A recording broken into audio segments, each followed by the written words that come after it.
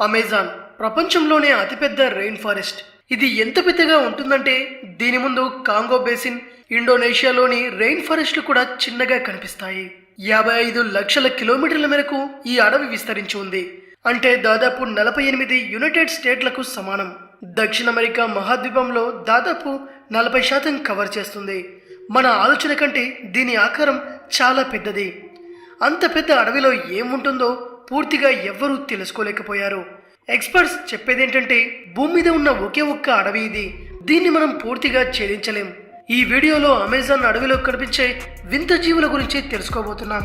వీటిని చూసి శాస్త్రవేత్తలే తలలు పట్టుకున్నారు. ఈ లిస్టులో ప్లాస్టిక్ను తినే పుట్టగొడుగులు కూడా ఉన్నాయి. The బిజారే photo. అమెజాన్ అడవుల్లో కనిపించే ఈ జీవి కళ్ళు చూడండి.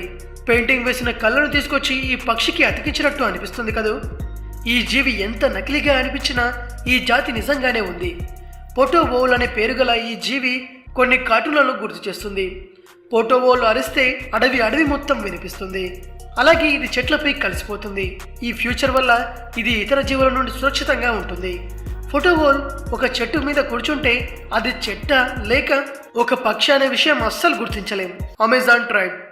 జంతువుల గురించి కాసేపు పక్కన పెట్టి అమెజాన్ అడవుల్లో నివసించే మనుషుల గురించి తెలుసుకుందాం. బ్రెజిల్లోని అమెజాన్ అడవుల్లో కొందరు ఆదివాసులు కనిపిస్తారు.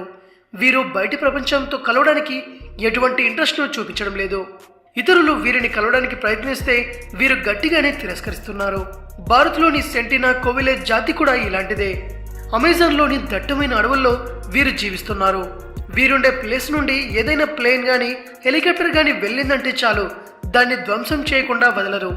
ఈ ప్లేన్ రెక్కలకు ఉన్న బాణాలని చూడండి. దీన్ని చూస్తేనే మీకు సిచ్యువేషన్ అర్థమైపోతుంది.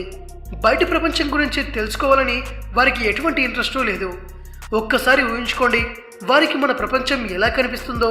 వారి వ్యవహారాన్ని బట్టి మన కమ్యూనిటీతో డెవలప్మెంట్తో ప్రభావితం అవ్వాలి అనుకోవట్లేదు. ప్రకృతితో పాటే జీవనం కొనసాగించాలి అనుకుంటున్నారు. Plastic eating mushroom. మనందరికీ తెలుసు ఈ మధ్య ప్లాస్టిక్ సమస్య ఎక్కువగా పెరిగిపోయిందని. కానీ ఈ సమస్యను పూర్తిగా పరిష్కరించవచ్చా? అది సాధ్యం కాదు అంటారా? దీనికి జవాబు మనకు అమెజాన్ అడవుల్లో కనిపిస్తుంది. EL university students and professors group Amazon అడవుల్లో ఒక ఫంగస్ ను కనిపెట్టారు. ఇది కామన్ ప్లాస్టిక్ పాలిథిన్ ను డిగ్రేడ్ చేయగలదు. ఈ ఫంగస్ ఒక మష్రూమ్. ఇది ప్లాస్టిక్ ను తింటుంది. అమెజాన్ అడవుల్లో కనిపించే ఈ మష్రూమ్ ప్లాస్టిక్ ను తిని కూడా బ్రతకగలదు. ఈ మష్రూమ్ ప్లాస్టిక్ ప్రొడక్ట్ లో ఉండే మెయిన్ ఇంగ్రీడియంట్ పాలిథిన్ ను తిని దాన్ని ఆర్గానిక్ మ్యాటర్ గా మార్చగలదు. అంతేకాకుండా ఈ ఫంగస్ ఆక్సిజన్ లేకుండా కూడా బ్రతకగలదు. భవిష్యత్తులో ఈ మష్రూమ్ ను ప్లాస్టిక్ ల్యాండ్ ఫిల్స్ ను క్లీన్ చేయడానికి వాడుకోవచ్చు. కానీ ఒక ఫంగస్ మనుషుల వల్ల ఏర్పడ్డ ఇంత పెద్ద ప్లాస్టిక్ మొత్తాన్ని తినడం సాధ్యమవుతుందా? ఇదొక పెద్ద టెస్ట్ అని చెప్పుకోవాలి. కానీ వైజ్ఞానికులు దీన్ని ఇంకో విధంగా వాడుకోవచ్చని చెబుతున్నారు. ఫ్యూచర్లో ఇలాంటి టెక్నాలజీలు వచ్చినా ఆశ్చర్యపోవాల్సిన అవసరం లేదు. ఫ్రెండ్స్, తర్వాత విషయం చెప్పుకోబోయే ముందు మీరు చేయవలసిన ఒక చిన్న పని, తెలుగు బ్రెయిన్ ఛానల్ని సబ్స్క్రైబ్ చేసుకొని పక్కనే ఉన్న గంట సింబల్ని నొక్కండి. ఇలా చేస్తే నేను చేసే వీడియోస్ మీ మొబైల్లో నోటిఫికేషన్గా వస్తాయి. Glass frogs of Amazon.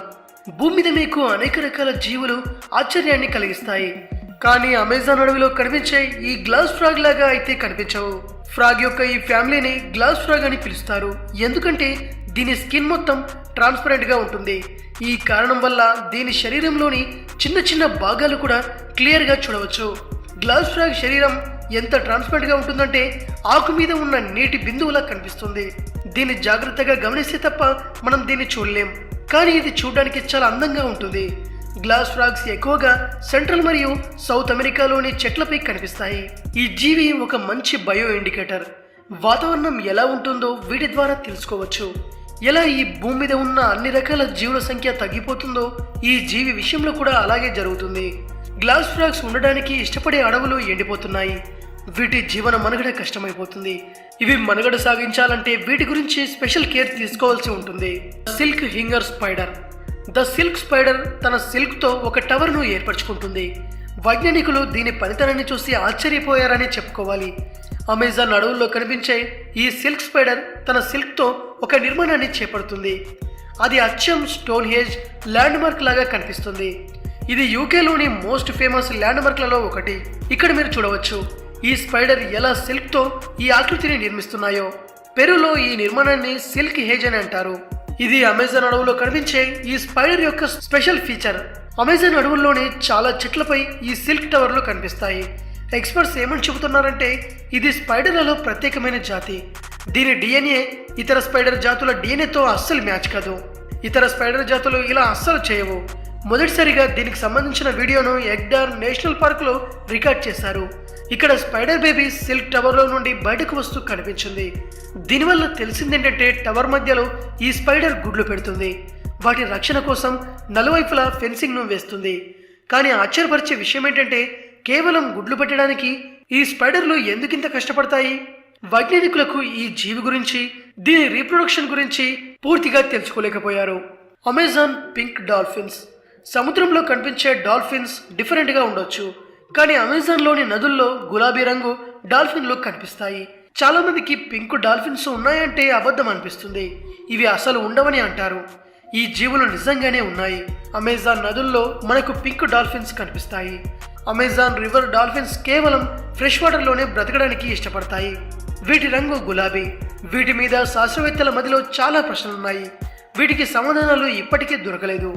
Pink dolphins జాతిలో ఫేమస్ టొబాటో. ఇది థిక్ పింక్ కలర్ లో ఉంటుంది. అమెజాన్ లో వీటి సంఖ్య 10,000 వరకు ఉండొచ్చు. వీటిలో 40% సౌత్ కాంటినెంట్ లో ఉన్నాయి. డ్యామ్లు, హైడ్రో ఎలక్ట్రిక్ ప్రాజెక్టుల వల్ల వీటి సంఖ్య భారీగా తగ్గిపోతుంది. బొటో డాల్ఫిన్స్ పై ఈ ప్రభావం ఎక్కువగా పడుతుంది. The boiling river.